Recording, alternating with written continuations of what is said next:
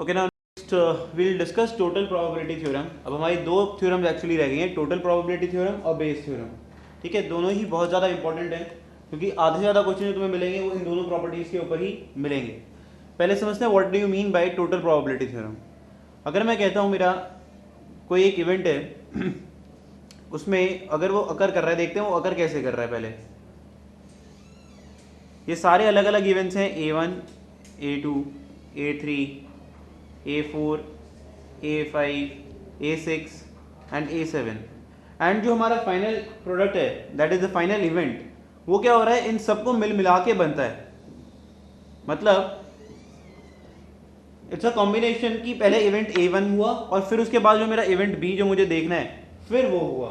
ठीक है, this is the requirement of the event. So basically इसकी टोटल प्रोबेबिलिटी कैसे निकलेगी, जो पोर्शन A1 के साथ हुआ, जो पोर्शन A2 के साथ, A3 के साथ, A4, A5, A6, A7, इन सब का अलग अलग ऐड करके तो प्रोबेबिलिटी ऑफ द इवेंट क्या हो जाएगी अकरेंस। पहले तो वो इवेंट अगर करना चाहिए जहां पर ये देखो एरिया लाई कर रहा है, that means PA1 into, since it has already occurred, now what is the probability that B will occur when A1 has already occurred? So this is PB upon A1. This is probability of B when A1 has already occurred. Similarly अब A1 हो गया, now we'll find it for A2. Probability of B when A2 has already occurred. बस ऐसे सारा चलता जाएगा, जैसे अब 7 लास्ट है तो probability of A7 when B has, probability of B when A7 has already occurred. So this is what is required in total probability theorem कि सारी जितनी भी इवेंट्स अकर कर रहे हैं उनके साथ टोटल प्रोबेबिलिटी कितनी आ रही है, this is known as total probability theorem. ठीक है, ठीक है। अब इसको एक और तरीके से समझने की कोशिश करते हैं। In fact I would suggest rather than using the initial thing या फिर फॉर्मूला को समझा जाए, उससे बेटर है इसमें भी what we do, we prepare flow chart. Flow chart बना के इसको करा जाए इसको, और आगे वाली जो थ्योरम है बेस थ्योरम परफेक्ट है। उसमें तुम्हें फॉर्मूला याद रखना नहीं पड़ेगा, ये याद नहीं रखना पड़ेगा यार कौन सी थ्योरम लगनी है क्या नहीं रखनी है। तो मैं इस फ्लो चार्ट के थ्रू टोटल प्रोबेबिलिटी और बेस थ्योरम दोनों समझा रहा हूँ अब। सो यहाँ पर अब लिख लो एंड बेस थ्योरम। ठीक है, दोनों करा रहा हूँ। बेसिकली दोनों होता क्या है, इवेंट में हम सबसे पहले लिखते हैं फ्लो चार्ट में स्टार्ट, कि हमने अपना इवेंट स्टार्ट करा। उसके बाद क्या होता है, there are different possibilities to go through. ठीक है, वो सारी लिख लो। ये मेरी पॉसिबिलिटी 1, पॉसिबिलिटी 2। जैसे मान लो बैग से बॉल निकालने वाला ही केस है। ठीक है, तो ये सारे क्या हो गए, अगर 4 बैग थे तो 4 पॉसिबिलिटीज थी, तो 4 पॉसिबिलिटीज को सिलेक्ट करने का पहले चांस क्या है, उसके बाद निकालो इवेंट अकरेंस की चांस इन रिस्पेक्टिव से कितना है, दैट इज ये हुआ रिजल्ट जो चाहिए। फॉर एग्जाम्पल जैसे अगर बोला जाए मुझे 4 बैग हैं, उनमें कई सारी वाइट हैं, कई सारी रेड बॉल्स हैं, and I have to find the what is the probability of getting a red ball, white ball. तो हुआ क्या, सबसे पहले तुम्हारे को प्रोबेबिलिटी क्या चेक करनी पड़ेगी कि यार बैग 1, बैग 2, बैग 3, बैग 4 में से कौन सा सिलेक्ट हो रहा है। Once you have selected bag 2, then you will have to find the probability इसमें से वाइट बॉल सिलेक्ट होने की क्या प्रोबेबिलिटी है। ठीक है, तो इनमें से कोई सा भी बैग फॉलो करा जा सकता है। So basically total probability, result क्या है हमारा, total probability that a white ball is being drawn, वो क्या हो जाएगी, इन सारे पांच की प्रोबेबिलिटी का सम। तो अगर इसकी देखो मैं लिखता हूं, इसकी probability P1, P2, P3, P4 है इन बैग्स को सिलेक्ट करने की, और इनकी है Q1, Q2, Q3, Q4।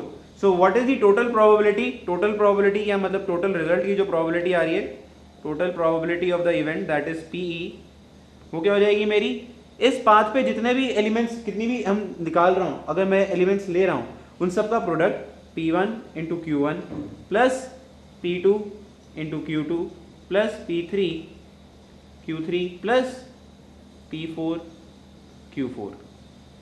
ठीक है, this is the total probability theorem. अब इसी में अगर मुझे बेस थ्योरम यूज करनी है, बेस थ्योरम क्या कहता है, ये रिजल्ट मेरे पास आ चुका है अभी तक देखो। टोटल प्रोबेबिलिटी थ्योरम क्या पूछेगी आपसे, फाइंड आउट कि मैं व्हाइट बॉल कितने तरीके से निकाल सकता हूं। It will always ask you to find the final result. Bayes theorem उल्टा चलता है। बेस थ्योरम क्या करता है, तुम्हें रिजल्ट दे रखा है, वो बोलेगा ओके दीज आर 4 बैग्स, इनमें से मैंने एक बॉल निकाली एंड आई नो कि व्हाइट बॉल निकली। ठीक है, सेंस समझ रहे हो। टोटल प्रोबेबिलिटी थ्योरम क्या पूछेगा, what is the probability of getting a white ball if you draw a ball. ये बोलता है बेस थ्योरम में कैसा क्वेश्चन बनेगा, यार व्हाइट बॉल ड्रॉ करी जा चुकी है, मेरे हाथ में व्हाइट बॉल आ चुकी है, व्हाट इज द प्रोबेबिलिटी कि वो व्हाइट बॉल सेकंड बैग से ड्रॉ करी गई थी। बेस थ्योरम उल्टा पूछता है, रिजल्ट आ गया है, पूछेगा यार इसमें से कौन से में से आई। सो इफ आई से बेस थ्योरम प्रोबेबिलिटी मैं निकाल रहा हूं किसकी, that it has been selected from bag 2, तो प्रोबेबिलिटी E1 मान लेता हूं जो मैं निकाल रहा हूं बेस थ्योरम की। सो उसमें क्या करते हैं बेस थ्योरम में, पहले यही फ्लो चार्ट बनाओ पूरा, सारी नेट प्रोबेबिलिटी निकालो, इसको मैं लिख लेता हूं, इसको T लिख देता हूं, टोटल प्रोबेबिलिटी, ठीक है, टोटल प्रोबेबिलिटी TP लिख देता हूं।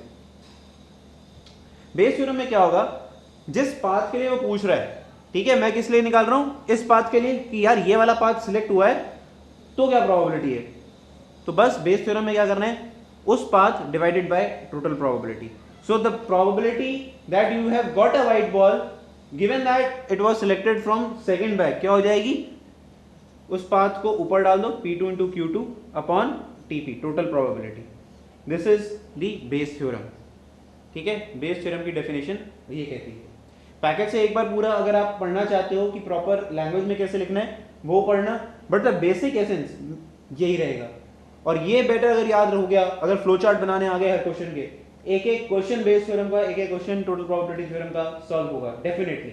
अब आगे के जो मैं सारे क्वेश्चंस करूंगा, I make a flow chart और उसके हिसाब से लिखाऊंगा कि पूछा क्या जा रहा है, ठीक है।